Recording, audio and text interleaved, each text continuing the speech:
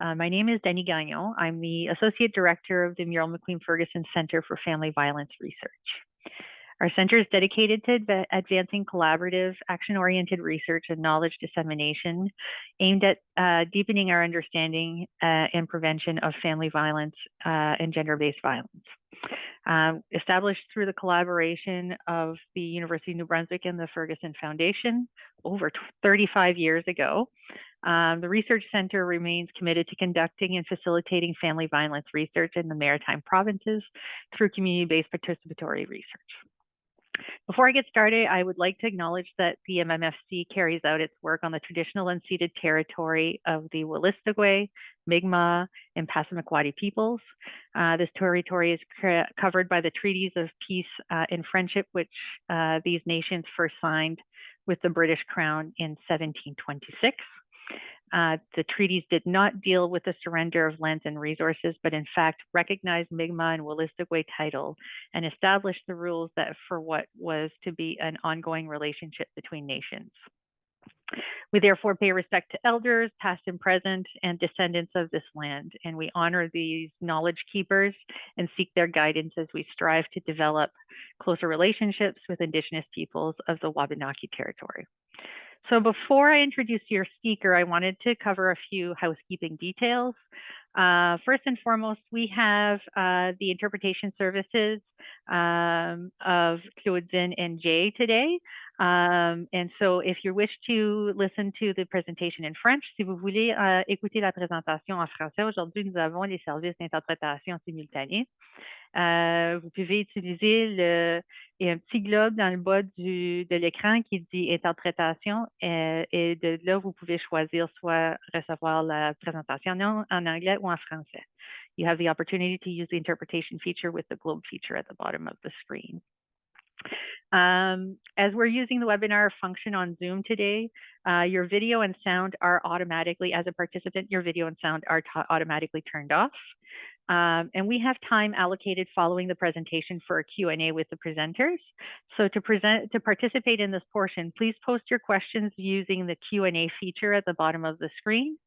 And questions will be maybe made at any time throughout the presentation, and you can submit them anonymously as well, and we'll address the questions at the end of the presentation. At the end of the presentation itself. So I would like to introduce you to our today's presenter. Dr. Kelly Scott-Storey is the Associate Dean of Nursing in the four-year undergraduate nursing program at UNB-Humber and the UNB-Humber Collaborative, is a professor of the Faculty of Nursing at UNB and a research fellow of the Muriel McQueen Fergusson Center. She's a health researcher interested in the intersection of gender, violence, health, and particularly as it relates to measurements and interventions. She likes the data. Her current research focuses on technology-based and health promotion interventions for women experiencing violence. She's also conducting a longitudinal study on men's experiences of cumulative lifetime violence and its impact on health over time, and has developed and validated a new measure of cumulative lifetime violence. Her work is informed by the TVIC and equity principles. Today, Kelly presents to us from research to innovation, turning research into an innovative app to support the health, safety, and well-being of women experiencing intimate partner violence.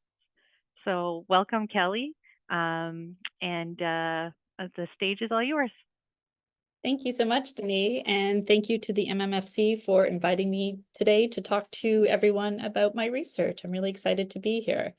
I'm trusting that you can see my shared screen. Would that be correct? Yes. Okay, thank you, Denise.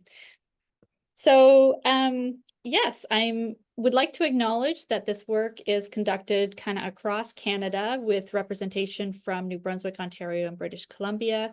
And I would like to express my gratitude to the Public Health Agency of Canada for funding this particular research that is so important. I would also like to acknowledge that our team lives and works on diversity of lands, primarily in New Brunswick, Ontario, and British Columbia. And we acknowledge that the first people who have stewarded these lands and our collective obligation to mitigate the ongoing colonial violence against those people and the lands. So how did we come to this work? How did I get into app development as a registered nurse? That's usually the question. We have been working in the field of violence against women and violence within greater gender understanding for more than 20 years. And we've had a series of studies focused on violence, equity, and health. The three principal investigators across these studies are all registered nurses and university professors in different provinces. So collectively, this is kind of our areas that we have focused on. And you will see in the blue that most recently we've been interested in using technology to support survivors of intimate partner violence. Now, with this group, I do not need to get into establishing the significance of violence against women and its public health crisis and impact. We know that more than 40% of Canadian women experience intimate partner violence in their lifetime, and certainly that number is higher for Indigenous women and equity deserving groups.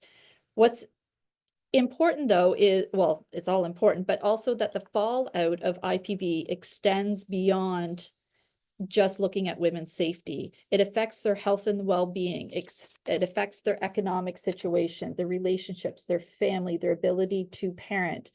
And these effects can persist over time, including after a woman leaves an abusive relationship. So it's that constellation of the impacts or the echoes of violence that we know we need to address in order to make a difference. We know that women resist violence in many ways, but they may not access supports and services for many reasons. Stigma, fear of angering the abusive partner, fear of increased violence that they may be the recipient of, fear of not being believed, mistrust of healthcare providers or negative experiences within systems, fear of discrimination. There's also systemic barriers such as cost, geographic locations or barriers for our rural and remote women, a desire for privacy, and also not knowing where to start or what to expect when accessing services. We know that about 1 in 5 women access formalized resources to deal with the violence in their life. And so that leaves 80% of women to navigate and deal with the violence on their own if they're not accessing those formalized services. So as a group of researchers, and being in the healthcare sector, we look to how the healthcare system is starting to integrate technology into the delivery of services to increase access and reach of services. And so we started down the pathway. Could we develop in a safe and responsible way an app or some sort of technology to better reach women who may not be able to access services for a variety of reasons? So our team has been developing and testing apps for women experiencing violence for many years. This is actually kind of the third in a series, and it draws on more than 20 years of research. So we tested our first web-based app called FCAN Plan for Safety, and some of you may remember that if you've been affiliated with the MMFC for any period of time. This was a randomized control trial of 462 women across Canada. And we found from that study that using the app that was personalized, tailored information provided to women around her safety, planning, and health, that we saw good outcomes in the randomized control trial. So better mental health, so decreased depression, PTSD, increased confidence in safety planning, stronger sense of control over their lives, and less coercion from the abusive partner. We also were interested if we could do this safely with women and women's impressions. We did qualitative interviews. And again, this is across Canada. This was based in Ontario, BC, and New Brunswick. Women felt that the web-based app was safe, it was private, and it fit their needs. And so 95% of the women in that study recommended the web-based app to other women, which was significant. We wanted to counter the narrative that apps may not be safe for women. I'm going to try to play a very short video, but if you cannot, Denis, I'm going to ask you to flag me if you cannot hear it. More than 40% of Canadian women experience partner violence from a current or former partner. Violence affects women's health, well-being, and safety, often for a long time. iHeal is a new app that helps women take more control in their lives. iHeal is private, secure, and free. The app has activities and topics about your health, relationships, finances, and safety, with links to resources in your province or territory. Every woman can find something useful. Pick what you want and save what you like. iHeal can help you find a safe and healthy path forward. More than Perfect.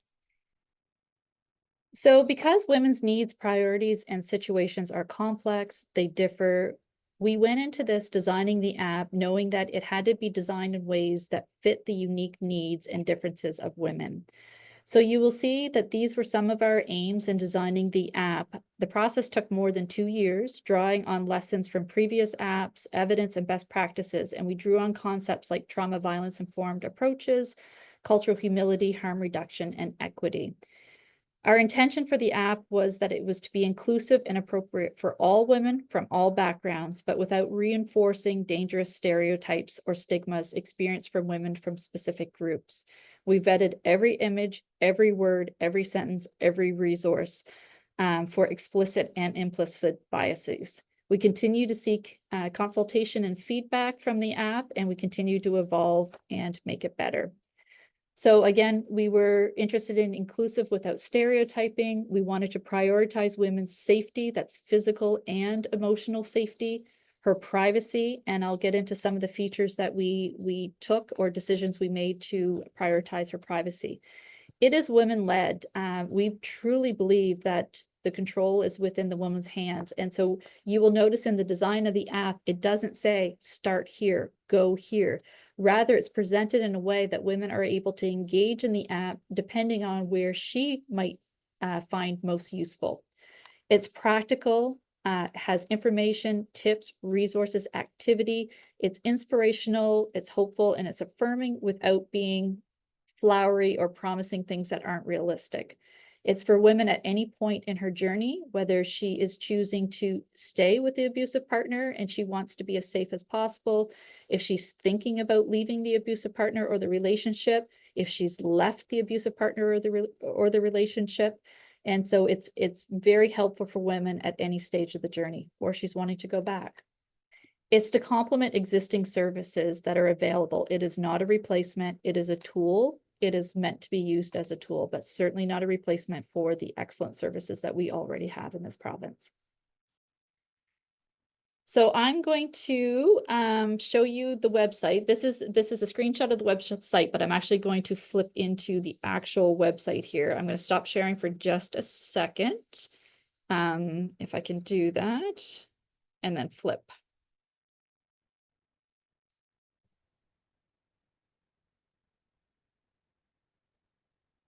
Okay.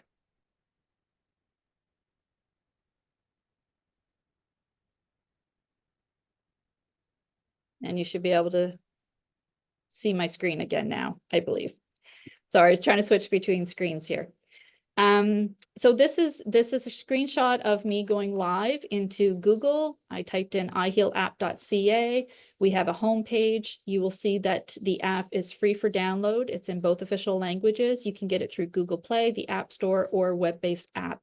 The web-based app was really important to us because we heard from women that sometimes it was safest or the preference was to use it, for example, at a library or on their work computers, and they didn't want to have it on their personal device like a phone or an iPad or a tablet. And so we kept the web-based app for that reason. And so the option is you can go into these. Also up here, there's our story, how the app works, some safe use tips, how to get help, and then there's some promo materials there. So we have the videos that I showed you in French and English. There's some new videos coming. There's stickers and other different type of promotional material. I'm going to go into the web-based app. I'm going to do a quick kind of live demo just to show you some of the key features of the app, and then I'm happy to answer some questions afterwards. So when you go into the app, I'm going to pretend I don't have an account, and I'm just going to show you some of the safety features. So obviously we want to know the language that you prefer. I'm going to click English for now. The select your user type. this doesn't tailor in any way. It is just data for us to understand who might be using the app so that we can start to reach out over time if we're seeing that there's an uptake in a certain user group to make sure that we're meeting their needs. So I'm going to go for myself. It does ask where your area is, what province or territory you live in. And that is so that the resources are tailored to your province or territory. You're not receiving resources from Nunavut or from PEI, but rather they're New Brunswick based if that is where you're from. So I'm going to choose New Brunswick. Then we go into introduction screen that is only shown the first time you log into the app. And it's really just an introduction to the app, what it is, acknowledging that you deserve to be in a safe, healthy, and happy relationship. It's a personalized app. It's designed by and for Canadian women. And that the information is private and confidential. You will notice that I didn't have to provide my name. I didn't have to provide any other information other than the province or territory I live in. And that is really important. We wanted this to be completely anonymous and confidential. My login is either Mickey Mouse or Donald Duck most of the time. And so it's that safety feature that we have built in. So here it is. Mickey Mouse will allow me to go in. I'm going to switch over to click my login. And so now when I log in, I've created my user profile, I've chosen Mickey Mouse, and now when I go in, this is the screen I see when I first log in. I don't have to go through that, what we call the onboarding screen anytime. As I mentioned, when you come into this area, it doesn't say start here. What we do is we start with today's quote. Your emotions are real, it's okay to not be okay. These quotes have been taken through qualitative interviews over time from service providers, from women, from inspirational messages that we've seen. They've been cultivated. And so it changes every single day. We wanted to start off with a positive inspirational message. Then there's the instructions. You will see 6 areas of focus that we know women typically go through when they're navigating violence in their life. There's safety, there's basic needs, health and well-being, connecting safely, claiming your power, and family. It doesn't say start here. Rather, a woman can decide if priority is around safety, she can go into the safety section of the app or the pillar or the component. If rather housing is her primary need, then she can go into basics. I will go into these pillars in just a moment, but I wanted to show you, you can search here in the search bar, resources. And then there's just some tagged, 5 resources will be tagged all the time that are most important. So if I wanted to put in housing, I can put in housing and it will come up. My computer is going to delay because I have a delay on it. So it's much quicker on your side of things when you do it. So Canadian Mortgage and Housing, Department of Social Development, Domestic Outreach is a great resource, government benefits, second stage housing, and so forth. So specific resources from housing. At the bottom, you will have the home page. It always will bring you to this screen. This is our home screen. There's a saved feature, which I'm going to go in, but as you go through the app, women can save things that they want to come back to, of interest to them. So they start to slowly tailor the app to cultivate their section under the saved of things that are important to them. So they don't have to go through all aspects of the app. Then there's the resource section, again, which is about finding the resources. The save section, which I'm going to show you in a minute. And then there's a quick exit. Obviously, women's safety is of utmost importance. So if you click the quick exit, it will take you directly out to the weather page. The other option is when you sign in, and I didn't show it to you in the onboarding, but there's a message on the onboarding that says, if you're ever forced to log into your app, you can type in 1234 as the login word, and it will take you to a nondescript page. And so you will notice that the icon on your app, if you've downloaded it, is a woman kind of in a tree shape. It does not say violence. It does not say this is an app for women experiencing violence. And it's called I Heal for a reason. I Heal can be nondescript and can mean yoga, it can be meditation, it can mean many different things. So we've been intentional in that. But if somebody was to ask a woman to open up an unknown app on her phone, she could type in the 1234 and it will take her to a nondescript page. So yeah, I'm going to go into kind of the resources. So each pillar, what we call these colored tiles. So they're set up the exact same way for ease of user navigation. So if you click into safety, every one of those pillars or those colored tiles stays that color. So everything in safety will stay aqua. So women will get used to the app and know that if they're in an aqua screen or background, that it is related to safety. We start off with what do we mean by safety, a positive message. And then there's an activity, a reflection activity that is at the very beginning. It's 1 to 2 minutes. It's this one is a couple questions about how is your safety. And the intent is of that is just asking women to kind of start to think about in prime what she's going to see in that part of the app. And again, my loading takes a bit of time because of the features I have. So how often do you feel afraid of your partner or ex-partner? You can answer this. How often do you worry about being physically or sexually harmed by them? We go in. I'm just going to click a couple of these as you get the sense of it. And then there's a supportive message based on the algorithm. So how women answered that says, you know, some parts of your relationship seem to be creating worry or concern for you. You know your own risk, and then it suggests some things based on how she answered those 5 questions or preamble questions of what to pay attention for in the rest of the app. So I can hit finish, or I can redo it if I want to redo it. So if I hit finish, it brings me back to the safety landing page, and then I can scroll down to the topics down here. So under safety, you'll see on the right-hand side, there's 4 that are deemed activities. So those are opportunities for women to interact with the app and receive personalized, tailored feedback. I'm sure many on this call are familiar with the danger assessment by Dr. Jackie Campbell.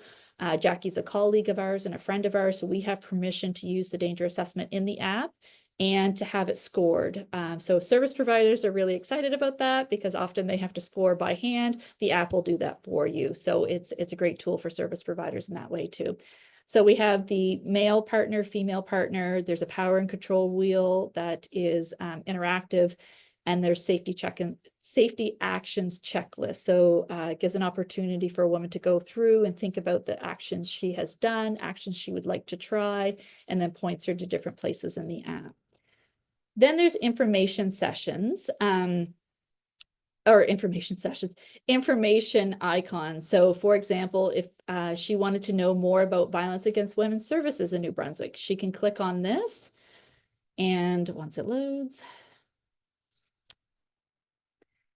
it's a little preamble about what are violence against women's services, what, you know, some of the misconceptions that service providers told me they often hear from women. We put it in there. For example, you don't have to stay at a shelter to get help. They often hear that when they have phone calls. So we put this right in here. And then there's some accordion things to do, things to consider about staying in a transition house. And these were cultivated through deep consultations with service providers. How can I find violence services in my area? We're suggesting Canada 211 is probably the most up-to-date resource. Or listed here are resources that have been pulled by the app if you've identified that you're interested in violence against women's services in New Brunswick. So, or you can search your own here if there's something missing. So that is that piece of it. So if you go back to the topics, so there's different things. There's protection order and legal options, how to keep children safe, pet safety, sexual assault, safety at work or home. So all these types of topics women can go into, read, learn, think about, and it points her to either resources within her community or other aspects of the app that she can consider. So if I go back home, I will go into the health. So women's health and safety is of utmost importance. And if you've been around me long enough, you've heard me say you can't be safe if you're not healthy. You can't be healthy if you're not safe. So they go hand in hand. And so this part of the app, you'll see it's structured the same. It's a green background to signify that you're in the health kind of pillar. And so same thing, how's your health? There's a few onboarding questions just to prime the women to start thinking about, how is my health actually? How do I feel? And then there's some topics here. So you'll see the same thing. There's activities. So there's an activity to assess your health, to get feedback, and women can save this. There's some different topics that we know affect women greatly, especially women who have experienced violence. So chronic pain is a big one, sleep and fatigue, sexual and reproductive health, substance use health. And you'll see on the side that I saved the sleep and fatigue one. I saved that. So when I go into my save folder later, this will come up as a saved feature. So I don't have to go digging or trying to find it. So there's some tips, there's an accordion, some tips about how to have good sleep hygiene, what it means, how the health effects might be linked to their experiences of violence. And that's a gap we often see. Women often experience a constellation of what we call soft symptoms: headaches, migraines, upset stomach, chronic pain, depression, PTSD. And it's really hard to know the etiology or the origins of those symptoms if you don't know the violence history. And so this helps empower women to start to think about how their health might be attributed to their experiences of violence, but also to give some hope of how we can mitigate and address this. So the other basic needs is a huge one. So women do need to have safe housing. They need to have employment or income. Healthcare is a basic need. Legal options. So what can they access within New Brunswick? What are their legal options? We get into, some of the resources here, how to apply for a peace bond. You will see that the resources are kept at a national or provincial level, and that's intentional. That is really because there's nothing more frustrating than if somebody is in need and they're reaching out and there's a broken link, or funding for smaller community grassroots services is variable. Sometimes they change names, locations, the links aren't kept up to date. So what we realize is that at a provincial level, often the provincial services know how to get women down to those grassroots community-based services that are so important. But for stability we have about 600 resources in this app. For the stability of that, we wanted to keep it at a provincial or federal level, and we vet those all the time. So if I go back out to basics, you will see the different topics here. Again, they start with how are you doing in your basic needs, relationships, help with children, food and supplies. Food insecurity is huge. Housing is huge. So some information about how to get housing, what does housing look like if if you're a survivor of domestic violence, and so forth. Connecting safely focuses on supporting women to build positive relationships with others, including intimate partner relationships, social relationships, relationships with service providers. It's how to help women understand they don't have to retell their trauma story over and over again to get the services they need. So we do take a stock of your support networks, and then there's topics of the costs of getting help. And that's not the physical costs or the financial costs, but those are, paying attention to people have best interest, but there's often a cost associated with them helping. You can stay at my house this weekend, but you must leave him or her. You can do this, but so there's conditions attached. So we're just trying to help people think through the costs of those conditions, how to build your social network in safe ways, how to work with service providers and agencies, when to tell your story, what do you need to say in order to get the service you need, and what do you not need to say. The healthy partner relationship quiz is very popular. It allows at the end a tailored message around red flags in your relationship or things to pay attention to. And that seems to be a really popular one. Connecting online, some safeties around, not taking pictures, but also don't use social media as a place to blast your partner, because it could come back and affect you in things like child custody and so forth.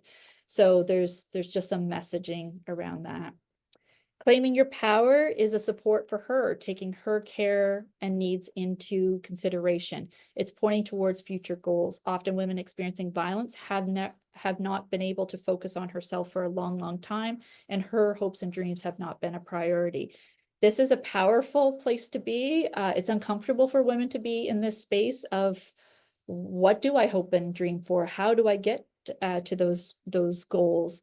And so there's also some things in here about managing stress, reducing stress, grounding activities. There's some videos baked into the grounding activities, trauma, violence, informed videos. You know, those whiteboard videos with kind of the caricatures, we've had those custom made for this. And so there's some walkthrough with that. And then the final one, and I realize I'm getting close on time, is family. So safe and healthy family experiences, and it's acknowledging that family can bring strength and it can bring joy, but it can also bring great distress and stress. And so family is who you say family is, but there's some activities in there around shaping your family. What are some words you would use to, when you think about family? What does family mean to you? There's topics on separation and divorce, custody, all those things if you're parenting in the context of an abusive relationship. So caring for children, parenting when separated, parenting orders, and so forth. Now you will see at the bottom, the save feature that I spoke about. So there's 4 kind of sections for the save features. There's the quotes, the daily quotes. So perhaps there's a quote that really spoke to me and I liked it and I want to save it. You'll see 2 of the quotes I've saved over time here. The topics, so I've gone through and I pretended to use I used a case scenario and pretended to be that woman. So for me, legal options were something I wanted to go back and read. There was some really good information in there. There's some good resources, social and financial assistance, and I'm not sleeping well, so I wanted sleep and fatigue.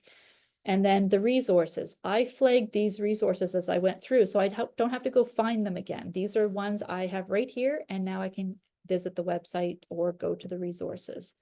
And then the results. So the danger assessment, women, it was an unexpected finding. Women were wanting to save their danger assessment and look at it over time. And we didn't anticipate that as being important to women, but they felt it was a bit of a check-in for themselves to see how they have the relationship has evolved over time, or the strategies that they've put in place, if it made a difference, those type of things. So we did bake that in. Safety actions checklist, I put it here because that's something that has very tangible action items that I can try and resources attached to it. So one of the benefits of this app is we partnered with Stitch Media in Toronto, so a Canadian-based company. For those of you who would have seen an earlier iteration of my app, it would have been called My Plan, and that was really focused on safety planning, but our partners were with the US, and for really good reasons. We had a very amicable divorce because we feel the app needs to be free for all women in Canada, and we wanted to expand it out to focus on health and safety. And so we were never going to charge for this app. It was not a revenue stream for us. And so that we took the opportunity to evolve the app into what you see now for iHeal. But in that, we have developed the content management system, meaning that I can go in at any time and change text, which is really important to keep the app updated. So if there's an act change, you know, the divorce legislation change, or if there's a resource that's no longer relevant, or there's problems with it, or there's a brand new resource, we can go in and actually update that in live time. And so we've done that. We've had agencies and community services reach out to us and say, actually, this is the app, or this is the resource or the community service that we would recommend for X, Y, and Z. We've been doing a bit of a cross-country tour with this and have been adding to our repository of resources, which has been really exciting. I'm going to flip back to the PowerPoint to see if I can stop sharing my screen for just a second. Sorry, there's way too many screens here.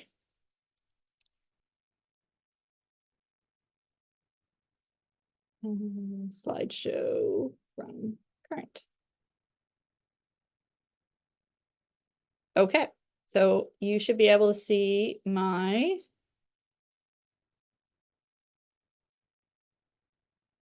Are you able to see my slideshow? I'm sorry, Denis. No, we're not. Okay, let me. If I share that, what are you able to see? Now I'm able to see a slide that says at live demo. Thank you very much. Here. Okay, so that's just a really, really quick, and I encourage people to use the QR code and take a look at the app, explore the app, provide us with feedback from the app. But this is some ways that we know service providers are using the app when we do kind of our cross-Canada tour.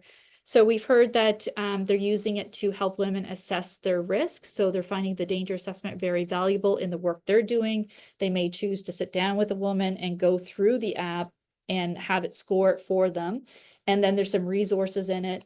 Some of the service providers are actually using some of the activities in the app, like the power and control wheel, to have a conversation. So they're using a tablet and showing an interactive way of explaining power and control. It's helping women consider how violence is affecting their life, well-being, and their relationship, so broader than just safety, exploring resources and services that could be helpful to the women. It's an opportunity to provide an immediate response to women who have identified that they're experiencing violence. And so during COVID-19, we were approached by Public Health Agency of Canada because they knew of our earlier work, and they were interested because in the beginning of the lockdowns, you know, everything shut down, including these essential services for women experiencing violence. And so they looked to us to try to get the app out there and as a means to help women, or to give it to women who are currently on wait lists to access essential services for them. So it's meant to be a tool and a bit of a bridge in those circumstances. Provide a resource to women to use on her own. So complementary to services. Some service providers are giving women, I will use the word quote unquote homework because that's the term they use with us, but they'll say, why don't you go away and do this health questionnaire? And then when you come back, we're going to talk about this. And it's an opportunity for service providers to have faith in the app, that it's evidence informed, it's up to date. And so if it's outside their comfort level, and I'm thinking about, we've had sessions for registered nurses in the emergency department that are nervous to open quote unquote Pandora's box and ask about disclosures of violence because they don't know what to offer women. Well, here's something tangible to offer women. I've presented to RCMP. There's a detachment out in Saskatchewan who's actually given out cards with the QR code when they respond to domestics because they felt that this was something they could hand to women, and it was a resource they believed in as an interim if they were not wishing to be connected to formal services in that moment.